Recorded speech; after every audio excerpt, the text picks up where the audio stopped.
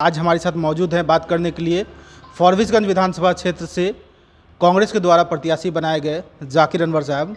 इनके बारे में बता दूं कि ये 2 बार विधायक रहे हैं, एक बार फॉरबिसगंज विधानसभा क्षेत्र से, एक बार अररिया विधानसभा क्षेत्र से। सांसद के चुनाव में लड़े थे लेकिन कुछ वोटों से इनकी हार हुई थी। आज हम सीधे बात करने की कोशिश करते हैं। कांग्रेस ने इन्हें फॉरबिसगंज से अपना प्रत्याशी बनाया। जाकिर साहब, सबसे पहले आपसे एक सवाल लेना चाहेंगे। आपके नाम में कन्फ्यूज़न है, आप कुछ जगह जाकिर अनवर लगाते हैं, कुछ जगह जाकिर बैराग लगाते हैं, कुछ जगह खान लगाते हैं। आपका असल नाम क्या है? असली नाम मेरा जाकिर है। उसके बाद जुड़ा हुआ नाम है हुसैन हो, अनवर हो या बैराग हो। तो बाकी जो है असली नाम तो मेरा जाकिर ही है। ठीक है। कांग्रेस ने आपको यहाँ से प्रत्याशी बनाया है। कांग्रेस में कब शामिल हुए आप? कांग्रेस में पहले भी मैं कांग्रेस में रहा हूँ और मेरे पूरे पूर्वज कांग्रेस में रहे हैं। लोगों को कम जानकारी है। हमारे दादा और दादी इस देश के लड़ाई में थे, स्वतंत्रता सेनानी रहे हैं और कांग्रेस से जुड़े हुए थे। हम लोग शुरू से ही कांग्रेस से जुड़े हुए लोग परिवार है। और इस बीच में इत्तेफाक है कि एक जीवन में एक टर्निंग पॉइंट आया हमारा। मुझे बसपा से लड़ना पड़ा और फॉरबिसगंज की जनता ने मुझे अपार वोट से जिताया था। इसके लिए मैं उस जनता को आभार प्रकट करते हुए ये कहना है कि मैं इस बार भी फिर अपने घर वापस आया हूँ, कांग्रेस में आया हूँ। वो कांग्रेस जो आज़ादी की लड़ाई के साथ साथ कई मूल्यों पर, नीति पर संघर्ष किया है। चाहे सामाजिक न्याय हो, चाहे धर्मनिरपेक्षता की लड़ाई हो, चाहे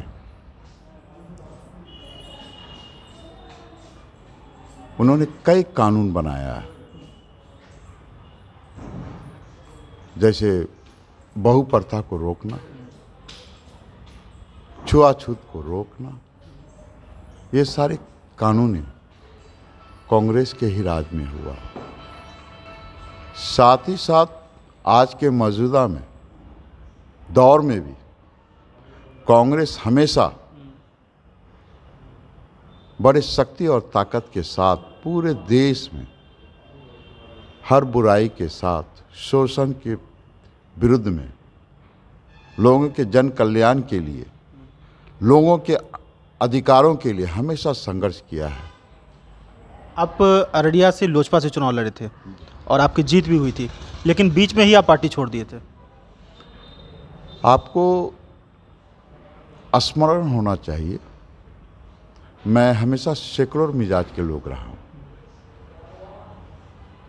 जब लोक जनशक्ति पार्टी जब भाजपा से लाइंस में चले गई, तब मैंने पार्टी छोड़ा था। और मैं किसी भी कट्टरपंथी संस्था के साथ नहीं जुड़ सकता। मेरा वसूल है, नीति है। मैं उस कट्टरपंथी का हमेशा हर दौर पर और हर जगह पे विरोध करता हूं और करता रहूंगा। आप जब अररिया से लोकसभा चुनाव लड़े, कुछ वोटों से आपकी हार हुई थी। पहले तो ये कहा गया कि आप जीत चुके हैं, फिर दोबारा ये ऐलान हुआ कि नहीं, आपकी कुछ वोटों से हार हुई है। क्या मामला हुआ था उस वक्त? देखिए, मैं पुनः बता दूं कि उस समय भी आरजेडी और लोक जनशक्ति पार्टी का गठबंधन था। इत्तेफाक से कांग्रेस उस समय में अलग लड़ी थी। शकील अहमद खान साहब 50,000 वोट काटे थे। 2,62,000 वोट मुझे मिला था प्लस, और भाजपा को 2,70,72,000 उसको वोट मिला था। तो कांग्रेस वोट का बिखराव होने के कारण एक हार था। और मुझे और कई लोग ये बताएं कि प्रशासन ने उसमें बड़ी हेराफेरी की थी। प्रशासन ने हमारे साथ खेल खेला था और लोकतंत्र की एक हत्या हुई थी उस दिन। बाहर में जश्न मनाया जा रहा था, जाकिर अनवर जीत गए हैं, बाद में ऐलान किया गया कि जाकिर अनवर हार गए।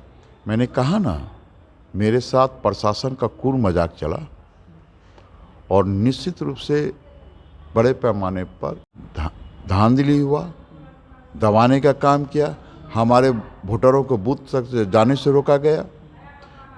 इसका मुख्य कारण, और प्रशासन ने सत्ता पक्ष को एक तरफा मदद किया, इसके कारण से मेरी हार हुई। चलिए आखिर में सवाल ले लेते हैं कि अभी आपको कांग्रेस ने यहाँ से प्रत्याशी बनाया है, किन मुद्दों को लेकर के आप जा रहे हैं चुनाव के बीच? कांग्रेस का जो नीति निदान, जो नीति है, सिद्धांत है, मुख्य रूप से हम लोगों का तो वही इशू है, धर्मनिरपेक्षता, सामाजिक न्याय, समतामूल समाज, गरीबों दबे कुचे समाज का। अभी कुछ दिनों पहले सोशल मीडिया पे एक पोस्ट वायरल हुआ था कि जाकिर अनवर सांप्रदायिकता फैला रहे हैं, कुछ जगह पे कुछ मामला हुआ था। जो सांप्रदायिक छवि के लोग हैं, जो लोग हैं इसे, वो चाहे भाजपा हो, चाहे आरएसएस हो, या उससे जुड़ा हुआ और संगठन हो, जो खुद संप्रदाय के पूरा विश्व जानता है कि संप्रदाय बात को फैलाता है। मैं उस संप्रदाय का हमेशा विरोध किया हूँ, चाहे वो मुस्लिम कट्टरपंथी हो, चाहे हिंदू कट्टरपंथी हो, चाहे सिख कट्टरपंथी हो, चाहे क्रिश्चियन कट्टरपंथी हो। मैं हमेशा वैसे लोगों का विरोध करता रहा हूँ और विरोध करूँगा। मैं सेकुलर मिजाज के लोग हैं, कांग्रेस सेकुलर है, कांग्रेस हमेशा सबों को साथ लेकर चलता है, और जाकिर अनवर भी सबों को साथ लेकर चलता है, जात पात धर्म से ऊपर उठ के काम करता है। आपको बदनाम करने की साजिश थी क्या? बेशक ये बदनाम करने का सोची समझी साजिश है, और अभी भी वो तत्व, वो जो लोग हैं, वो ऐसे ही साजिश आने वाले समय में आप देखिएगा, ये साजिश फिर ये लोग रचेंगे। अच्छा, ये बताना चाहेंगे आपसे कि आप अगर जीत कर विधानसभा पहुंचते हैं तो फॉरबिसगंज की ऐसी कौन सी 3 समस्या हैं जिसे आप सबसे पहले दूर करना चाहेंगे? पहली समस्या तो ये है कि यहाँ जो सभी जात बिरादरी में जो सांप्रदायिक शक्तियाँ जो ये खाई पैदा कर दिया, उस खाई को मिटाने का काम करेंगे। समाज जिंदा रहेगा तब हम आप जिंदा रहेंगे। हम अपने बच्चों को धार्मिक उन्माद की ओर नहीं ढकेल सकते। हम अपने बच्चों को इस धार्मिक उन्माद में फैलने का मतलब है, फैलाने का मतलब है, हम उसको क्राइम की ओर ढकेल रहे हैं। हमको उस क्राइम से रोकना है उस बच्चों को। ये जो लोग भी कर रहे हैं, निश्चित रूप से निंदा की काम है। मेरा दूसरा काम रहेगा, इस क्षेत्र में बाढ़ की स्थिति हमेशा रही है, और विशेष करके अमोना, पिपरा, कुसमाहा, बतना, शबाजपुर, जो क्षेत्र है, समोल, रमई, अमारा, ये जो 8-10 पंचायत है, वहाँ हमेशा बाढ़ से लोग परेशान रहते हैं, त्रिमाम रहते हैं। इस क्षेत्र को बचाना होगा, और वहाँ पे अस्थाई समस्या को ढूंढ के उसका अस्थाई इलाज कराने की ज़रूरत है। और निश्चित रूप से मैं जीता तो इस क्षेत्र का पूर्ण रूप से इन समस्याओं से दूर कराऊंगा। साथ ही साथ तीसरा, जैसे मुख्य रूप से यहाँ जो है शिक्षा की बेहद कमी है। हमारे यहाँ बड़ी गरीबी है। अभी तक जो आईटी बना यहाँ विकास के नाम पर, वही दिखा रहा, वो कांग्रेस के राज में बना था। हाई स्कूल यहाँ जो फॉरबिसगंज कॉलेज है, वही एक कॉलेज दिखाई दे रहा है, वो कांग्रेस के राज में बना था। छोटी लाइन से बड़ी लाइन हो गई ट्रेन, यहाँ से दिल्ली जा रही है ट्रेन, वो कांग्रेस और आरजेडी के समय आदरणीय लालू यादव भी किए थे। हमको एक चीज़ बता दीजिए आप, 15 साल में नीतीश में फॉरबिसगंज में क्या दिया? क्या कौन सा स्कूल को, हाई स्कूल खोल दिया, आईटीआई खोल दिया, या एक और ट्रेन बढ़ा दिया हो दिल्ली के लिए? हमको ज़रा याद दिलवा दीजिए। नीतीश कुमार कहते हैं कि हमने यहाँ पर एएनएम कॉलेज खोला है, ट्रेनिंग कॉलेज। कहाँ? फॉरबिसगंज में।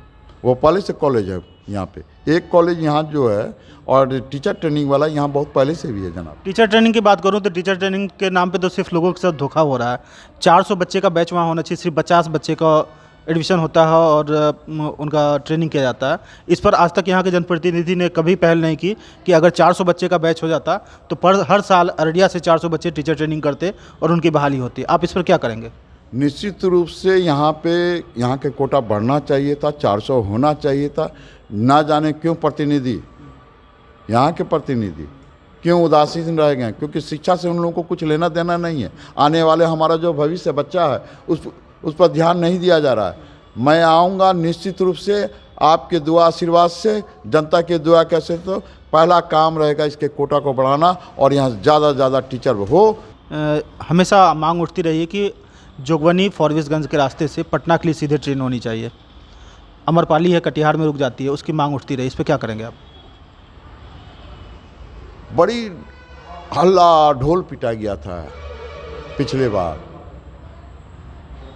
कि सेंट्रल में भाजपा की सरकार है, बिहार में भाजपा की सरकार होगी, डबल इंजन की सरकार होगा, बहुत काम होगा, विकास होगा।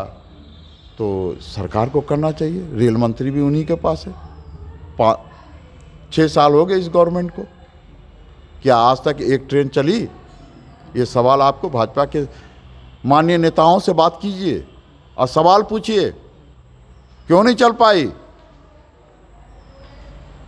ये तो जवाब तो भाजपा के लोगों को देना होगा ना।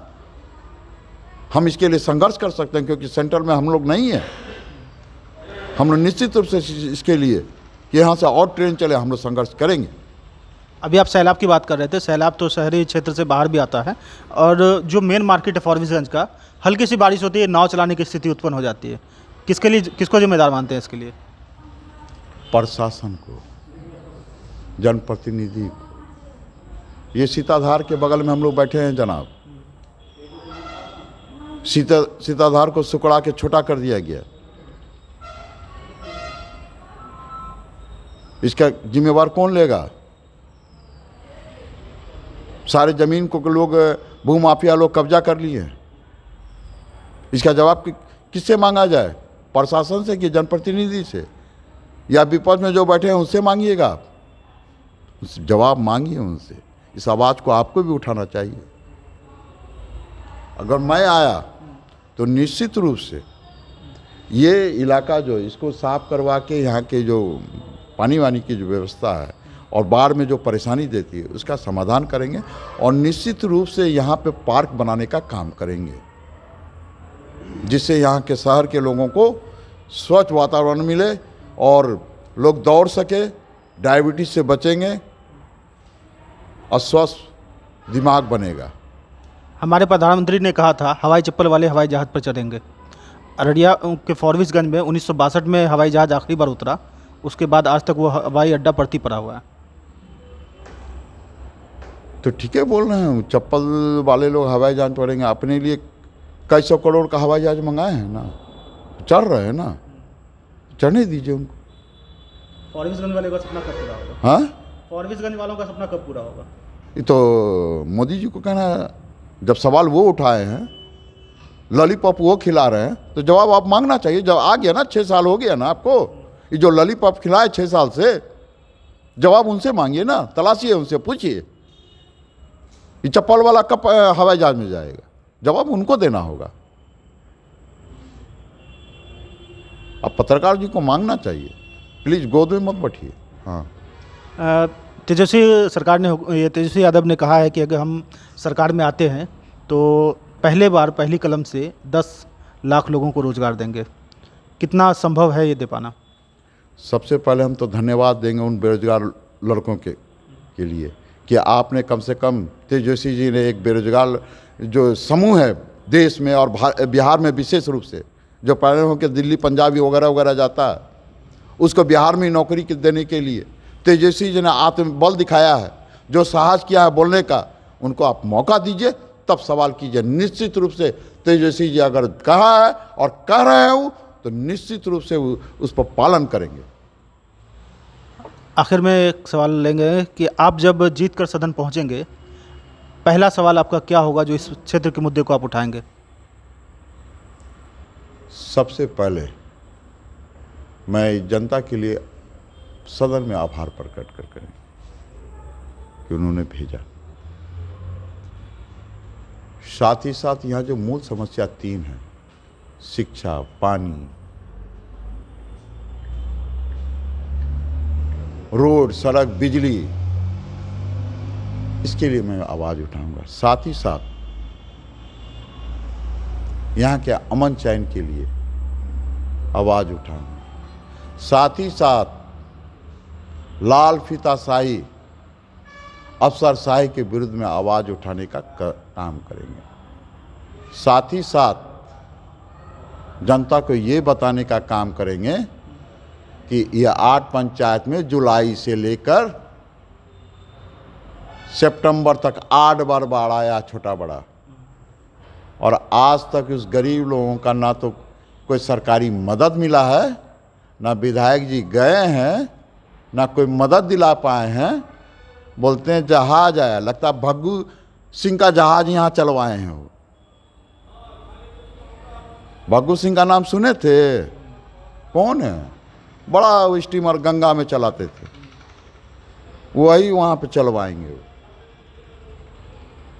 ऐसे सीना फुलाते हैं। देखा होगा लोग कौन जहाज आया। डेंगी तो ठीक से आया नहीं, लोग तो त्राहिमाम है वहाँ, प्रशासन उदासीन है। जो लोग राशनदारों से चुंगी उछलता होगा, मुनाफाखोरी करता होगा, कमीशन खोरी करता है, उसको आत्मबल नहीं होगा वो अफसर के विरुद्ध में खड़ा हो जाए। ये तो कमीशन खोरी में समय बिता दिए 5 साल। ब्लॉक में सीओ से कम कमीशन लेना, ब्लॉक वीडियो से कमीशन लेना, कमीशन लेना, पैरवी के नाम पे दलाली करना, जमीन किसी का हड़प लेना। बंगाली परिवार सब था, उसका जमीन हड़प गया, सबको जाना पड़ा यहाँ से, रायगंज और कलकत्ता चला जाना पड़ा, कई गो व्यापारी वर्ग को जाना पड़ा। इसके सिवा क्या क्या है उन्होंने? इसका जवाब तो जनता को मांगना चाहिए। हम सवाल कर रहे हैं खुद आपसे कि आप जनता के पास जाइए और पूछिए ये लोग क्या क्या है। आप चुनाव में आ चुके हैं और कांग्रेस ने आपको अपना प्रत्याशी बनाया है, राजद का समर्थन है, क्या कहना चाहेंगे फॉरबिसगंज के लोगों से? मैं बड़े अदब के साथ फॉरबिसगंज के जनता से ये कहूँगा, चाहे वो राष्ट्रीय जनता दल के फ्लावर हो, कांग्रेस के हो या कम्युनिस्ट के, कि आइए जुट के हम लोग संघर्ष करें। इस फॉरबिसगंज में सेकुलर पक्ष को जिताइए।